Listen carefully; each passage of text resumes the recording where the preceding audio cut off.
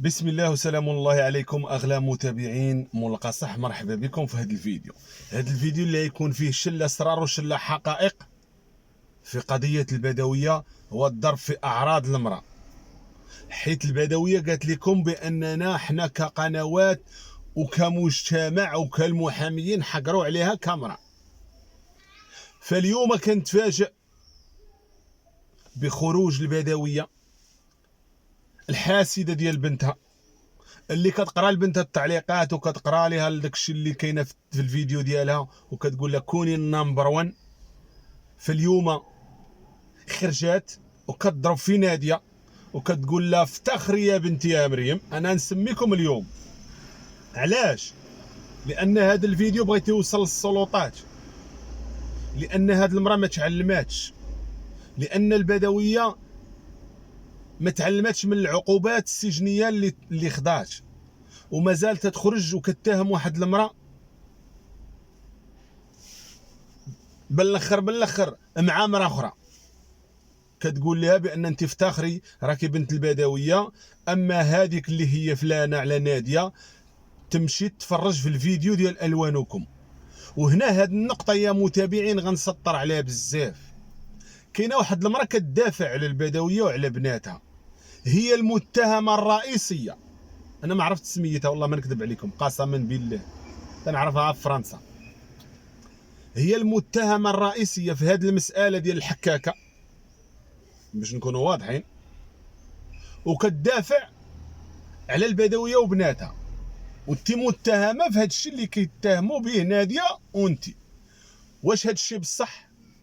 وانت راضيه على هذا الشيء اللي كيتهموا به ناديه وانت اللي متهمه معاها؟ واش هذا الشيء بصح وانت راضيه على نفسك وكتخرجي كمراه مغربيه وكتخرجي في الحلوق ديالك وكتدافع على البدويه؟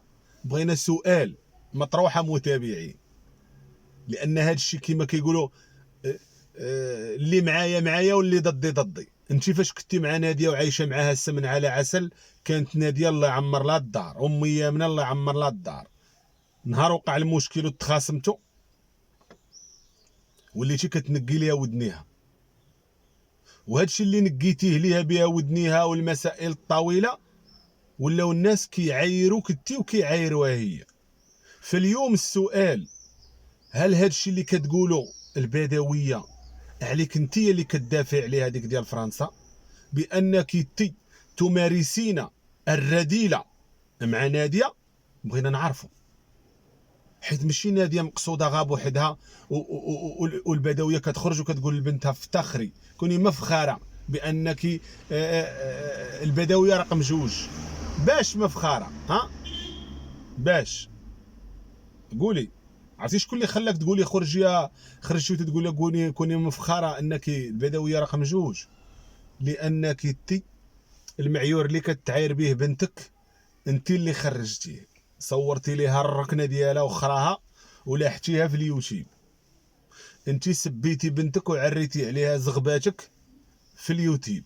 يعني المعيور والمعياره اللي بقات راسخه وراصده على بنتك مدى الحياه خرجتيها انت. فماشي انت عيبه وعيبتي بناتك وتجي تعيبي على الناس لانهم عايروهم بها. راه المتضرر ديما خصو يخرج يهضر، خصو يبقى ساكت.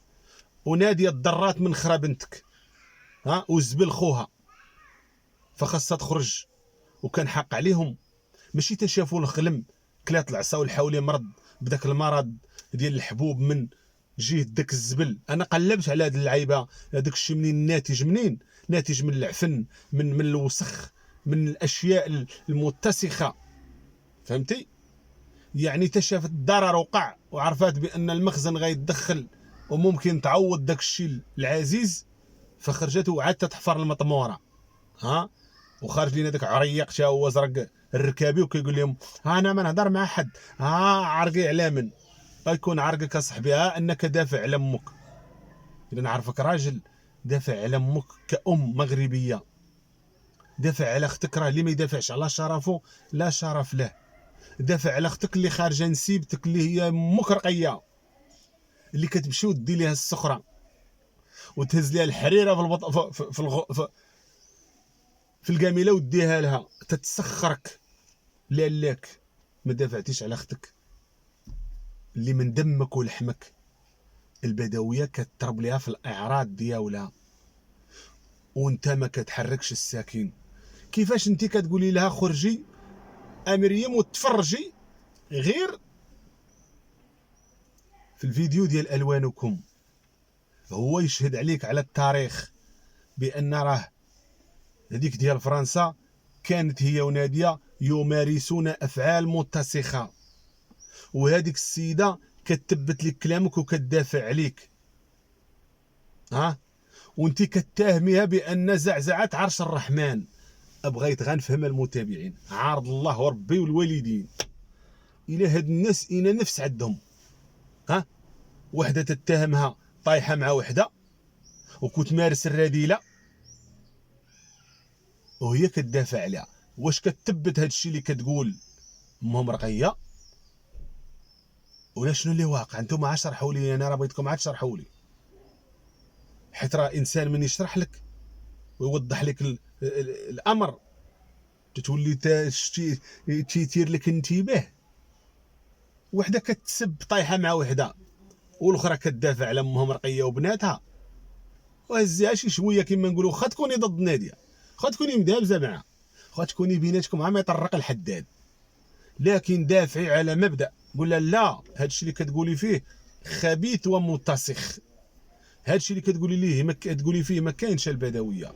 انا ولو تخاصمت مع ديك السيده، ولو انني وقع لي معها مشكل، هادشي اللي كتقولي فيه راه خايب وخطير، حشوم وعيب.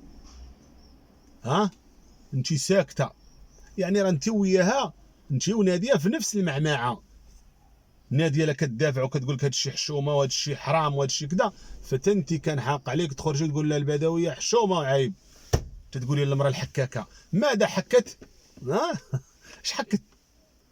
حكت لك ظهرك. خاصك تخرجي تقولي لا ما كاينش هادشي، لان البدويه راه كتثبت من كلامك انت، وانت تضلي تخرجي تنشي لها في الكباله. علاش كلكم نقول لكم راه كلكم كتنشوا على كبالتكم، كلكم كتدافعوا على قنواتكم، ما كتدافعوش على مبدا وعلى حقيقه.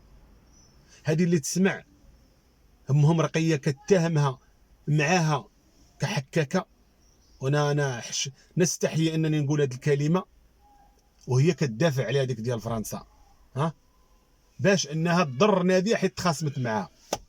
نعلط الله عليكم صبا صبا الى يوم الدين. والبدويه انت كتضربي في اعراض النساء، انت تضربين في اعراض ناديه عين بين، وحيت انت كتقولي كيضربوا في اعراضك وتا واحد ما كيجي منك يجي عليك وكيوقف معاك. فانت اليوم بنضتي وحليتي رجليك وبقيتي تقولي لها افتخري يا زرقه الرجلين بانك مفخره كياكلوا بك الادسنس. الشيء اللي كان الادسنس انه يتكال باعراضك، والله ينعلبوه ادسنس.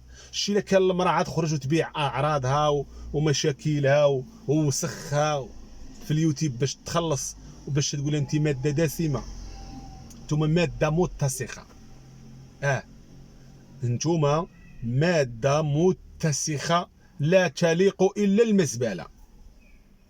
باش نجيكم من الاخر، حيت بنتك ما كتصنعش لينا شي حاجه، ولا انت كتصنعي لينا شي حاجه. تتبيعوا اعراضكم، تتبيعوا مبادئكم، اخلاقكم. راه اي واحد بامكانه يبيع اخلاقه ومبادئه اطلع عليه المشاهده. نتوما ما مفارقينش على بكريشه بوالو، كلكم بحال بحال. ما مفارقينش على دوك اللي كيخدموا في الليل كيخرجوا الليل بحال هكاك، غير هذوك تيبيعوا الحمام وانتم تتبيعوا سراركم. نجيك من الاخر، لكم التعليقات. تحياتي. التعليقات علاش؟ لان هاد السيده ما بغاش تسالي، ونجيكم من الاخر. تحياتي.